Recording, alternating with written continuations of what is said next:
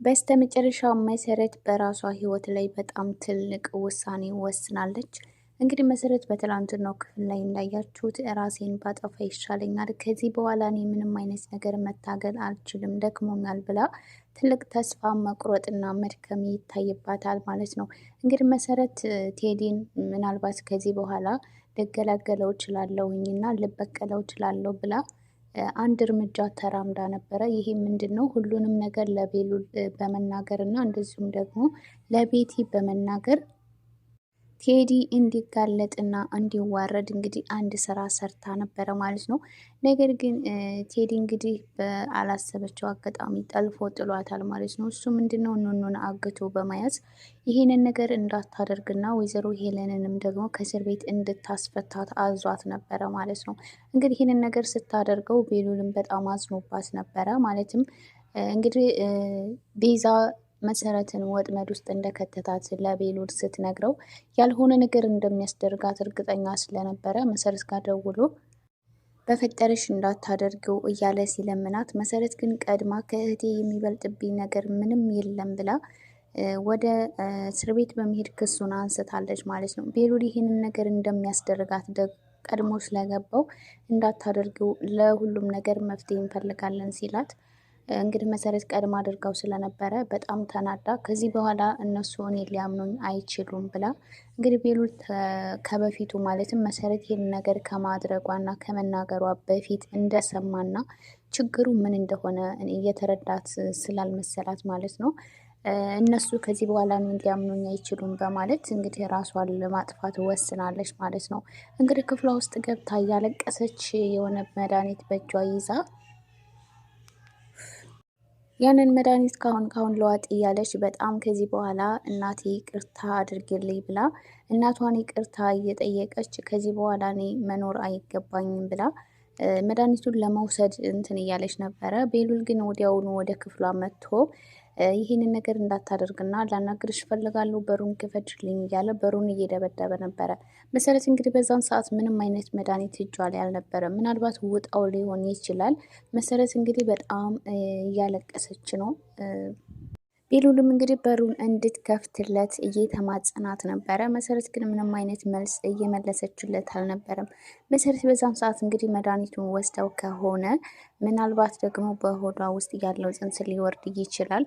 እሷም በከፍተኛ ጉዳት ልትጎዳ ትችላለች ማለት ነው። ምክንያቱም ከዚህ ቀደም እንግዲህ ጽንሱን ለማስወጣት በጣም ብዙ ጊዜ ሞክራ ነገር ግን ገንዘብ ስላላገኘች ነበረ እየተወችው።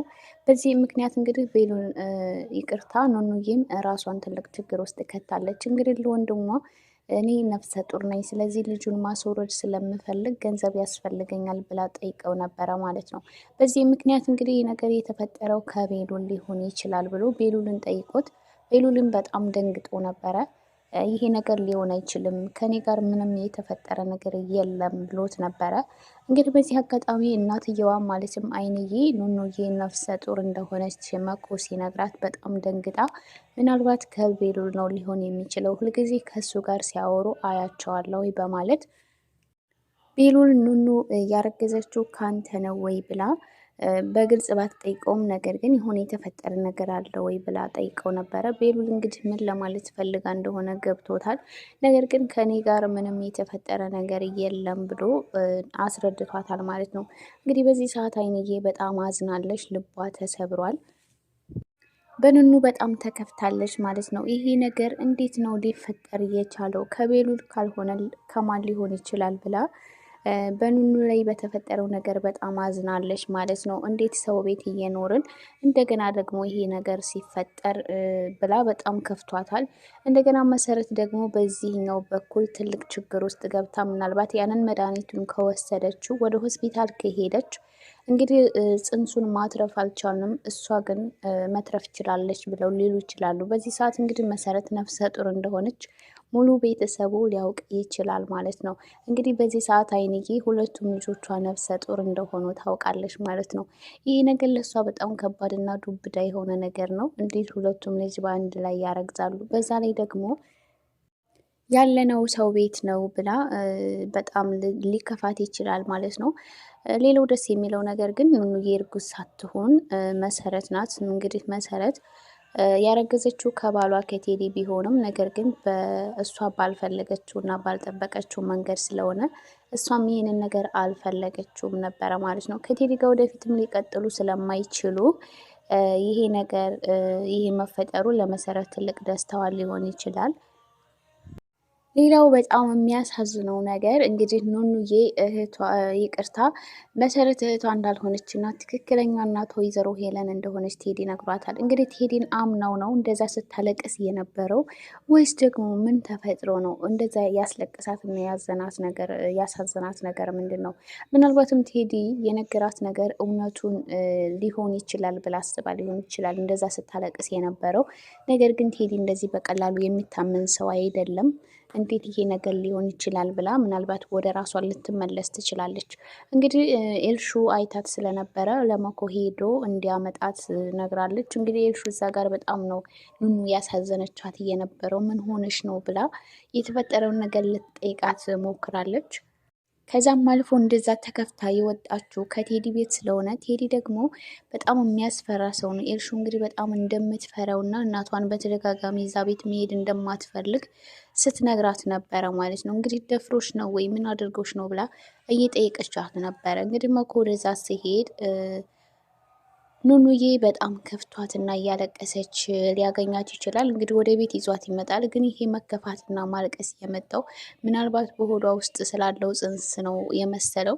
እንግዲህ አይዞሽ በቃ ምናምን ብሎ ሊያጽናናት ይሞክራል። እንግዲህ ኑኑዬ ስለ ጽንሱ ሲያወራ ቆይ ስለምን ጽንስ ነው የምታወራው ምናምን ብላ ልትነግረው ሊጠይቃት ይችላል። እንግዲህ እሷም ደግሞ በዚህ ሰዓት እንደዚህ ስትለው ትልቅ ግራ መጋባት ውስጥ ሊገባ ይችላል ማለት ነው። ሌላው እንግዲህ ቤዛ በቤቴ ላይ እና መሰረት ላይ በተፈጠረው ነገር እንግዲህ ቴዲን ፊት ለፊት አግኝቼ ማናገር እፈልጋለሁ ብላ እንግዲህ ከቴዲ ጋር ተቀጣጥራ ቴዲ ወደ ላክላት አድራሻ ስትሄድ ያልገኘችው ሰው ግን ያልጠበቀችውና ያላሰበችው ሰው ነበረ ማለት ነው። እሱም ጆ ነው። ጆ እንግዲህ ከቴዲ ተልኮ ቤዛን ለማናገር እሱ ባለችበት ቦታ ተገኝቶ ነበረ። ቤዛ እንግዲህ አንተ እዚህ ምን ታደርጋለህ ምናምን ስትለው እንግዲህ ምናልባት የምትጠብቀኝ እንግዳሽ እኔ ልሆን እችላለሁ ብሎ አናግሯታል ማለት ነው። እንግዲህ ቤዛ በጣም ተናዳለች። ምክንያቱም ቴዲ ለብቻዋ እንደማትመጣ እርግጠኛ ስለሆነ እንግዲህ ከዚህ ቀደም በነገራችን ላይ ቤቲ ለምንድነው ጓደኛዬን ስታወራት እየነበረው ምናምን ብላ ጠይቀው ስለነበረ በዚህ አጋጣሚ የሆነ ነገር ይዛ እንደምትመጣና በደህናዋ እንዳልፈለገችው ስላወቀ አስቀድሞ ጆን ልኮት ነበር ማለት ነው። እንግዲህ ይህም ደግሞ ለፈተና የቀረበ እንደነበረ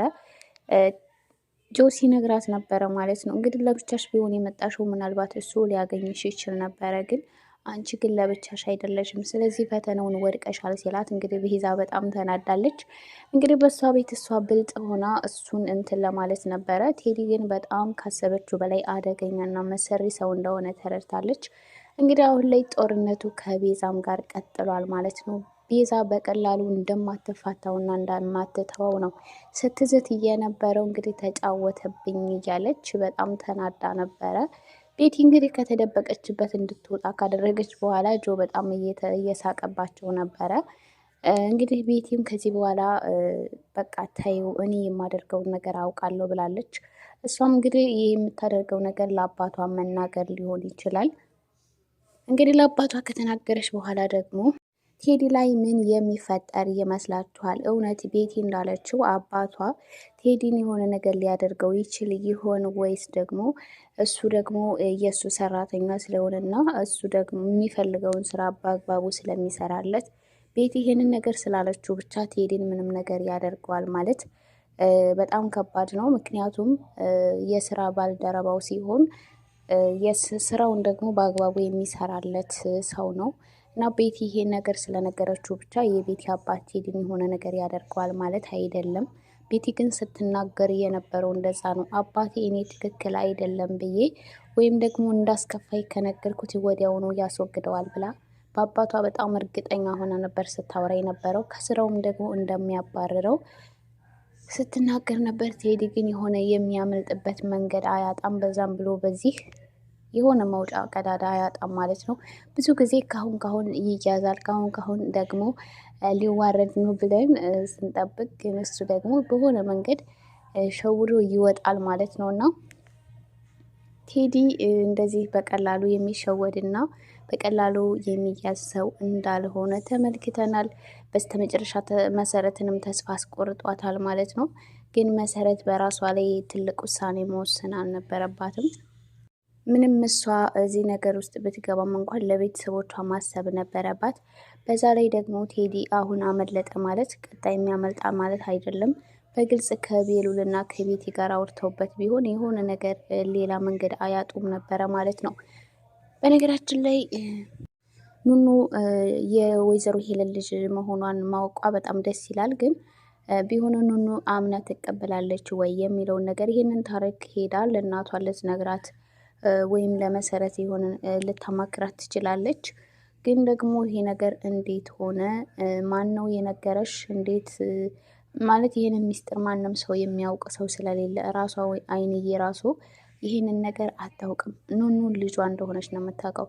ስለዚህ ይሄ ታሪክ እውነት አይሆንም ሊሆን አይችልም ብለው እንግዲህ ከተናገረች ኑኑዬ ሊያሳምኗት ይችላሉ። የቴዲ ደግሞ ንግግር ሊከሽፍበት ይችላል ማለት ነው። ከዚህ በኋላ እንግዲህ ወይዘሮ ሄለን ከእስር ቤት ከወጣች ኑኑዬ ወደ ወይዘሮ ሄለን ልታደላ ማለትም በቃ የሆነ ነገር ወደ እሷ ልትሆን ትችላለች ማለት ነው። እስር ቤት መግባቷ ሊያሳዝናት ይችላል። እንደዚህ በወንጀል መጨማለቋ ምናምን ሊያስከፋት ይችላል ማለት ነው። ምንም ቢሆን እናቷ ስለሆነች ምንም ብዙ በደልና ጉዳት ብታደርስባትም ግን አሁን ላይ እናቷ መሆኗን ስላወቀች እንግዲህ ከወይዘሮ ሄለን ጎን ልትቆም ትችላለች ማለት ነው። እንግዲህ በቀጣይ ክፍል ምን እንደሚፈጠር አብረን እናያለን። ለዚህ ቻናል አዲስ የሆናችሁ ላይክ፣ ሰብስክራይብ በማድረግ ቤተሰብ ሁኑ። ቤተሰብ የሆናችሁን ከልብ እናመሰግናለን። በቀጣይ ቪዲዮ እስከምንገናኝ ሰላማችሁ ብዝት ይበልልኝ።